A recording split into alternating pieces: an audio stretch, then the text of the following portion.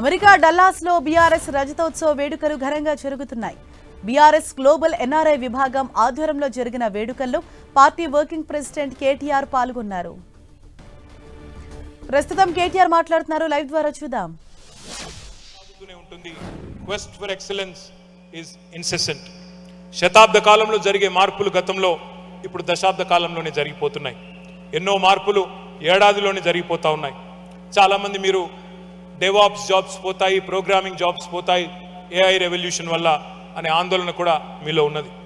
కృత్రిమ మేధస్సు ఏఐ ప్రపంచాన్ని ఊపేస్తున్నది. మార్పు జరిగిన ప్రతిసారి భయము ఆందోళన సహజం. అందరం మనుషులమే. తట్టుకోగలమా, నెట్టుకు రాగలమా అనే సందేహాలు వస్తూనే ఉంటాయి. కానీ మార్పు అనివార్యం. Change is the only constant. ఆ మార్పుల్లో మనం మనుగడ సాధించాలి అంటే మార్పుకు అలవాటు పడాలి, మార్పును ఆస్వాదించాలి. చార్ల్స్ డార్విన్ చెప్పింది కూడా ఇదే.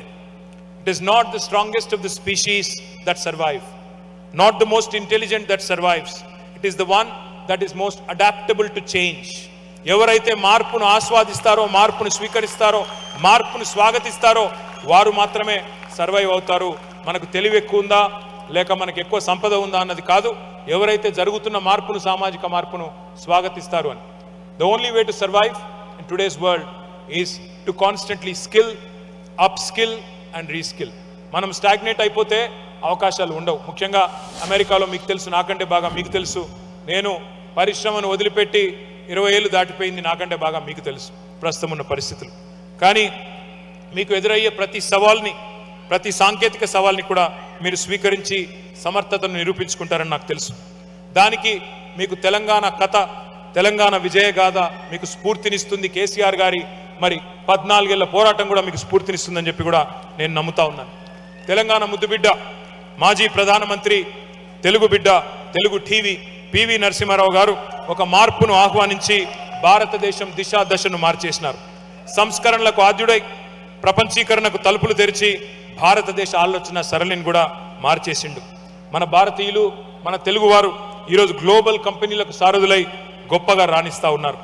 మీరు మీ వృత్తుల్లో, మీ ఉద్యోగాల్లో, మీ వ్యాపారాల్లో మరింత ఎత్తుకు ఎదగాలని మనస్ఫూర్తిగా కోరుతా ఉన్నాం. ప్రపంచమంతా మీరు విస్తరించండి, మన మేధస్సు గొప్పతనం చాటుతూనే ఉండండి. కర్మభూమి మీద కార్యదక్షులై వర్ధిల్లండి, కానీ జన్మభూమి రుణం కూడా తీర్చుకోండి. తెలంగాణలో పెట్టుబడులు పెట్టండి.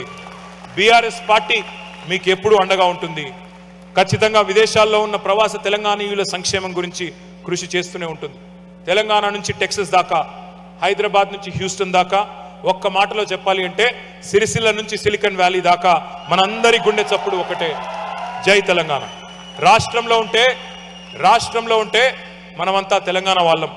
రాష్ట్రం సరిహద్దు దాటితే మనమంతా తెలుగు వాళ్ళం. దేశ సరిహద్దులు దాటితే మనమంతా భారతీయులం. ప్రతి అస్తిత్వం కూడా మనందరికీ గర్వకారణం.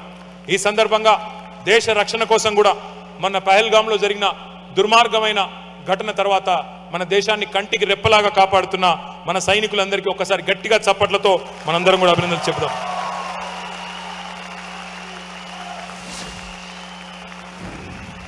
Before I conclude, the Telangana that is must lead to the Telangana that can be. Let's shape our Telangana as we did in the first 10 years with purpose, promise and progress. You are not just NRIs. NRI does not mean non-resident Indian. It means necessary resident of India. This is the moment.